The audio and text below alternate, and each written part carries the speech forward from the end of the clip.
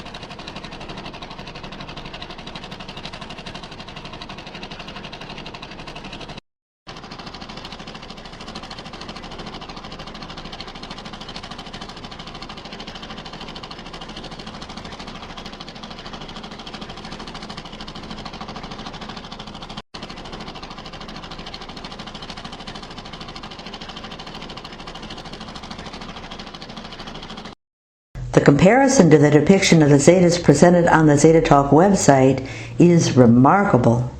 Yet another confirmation of the validity of the site.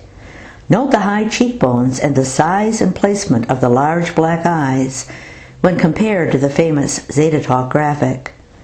For the Zetas, their large dark eyes are an adaptation to their dim suns.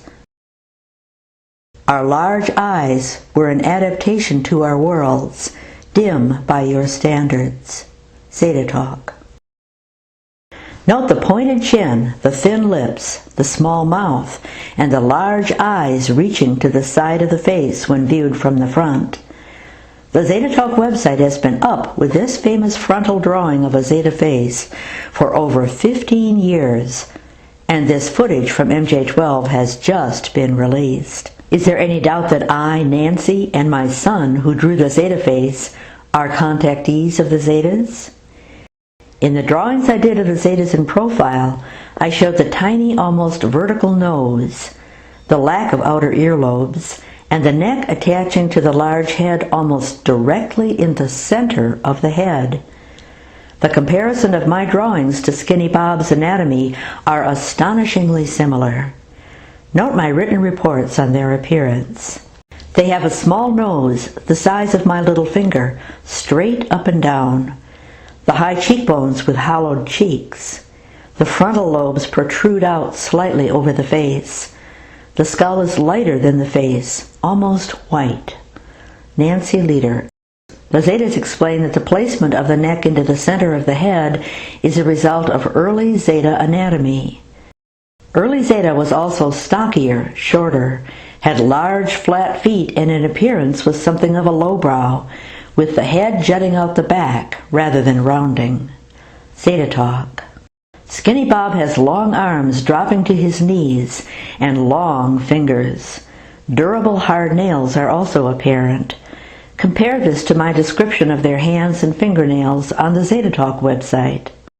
The fingers are long, so that shaking hands lands the fingers up along the forearm. They have thick, long fingernails. Nancy Leader.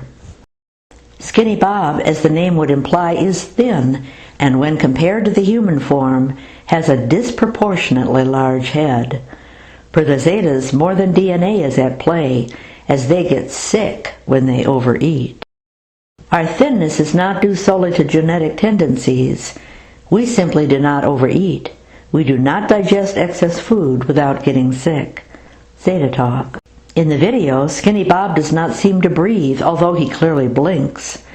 Their lungs work asynchronously, one collapsing while the other expands, thus no heaving chest. The expansion of human lungs is visible, yet our trunks seem firm and immobile. Do we have lungs? We do indeed, but they work asynchronously, rather than in unison, one expanding while the other exhales.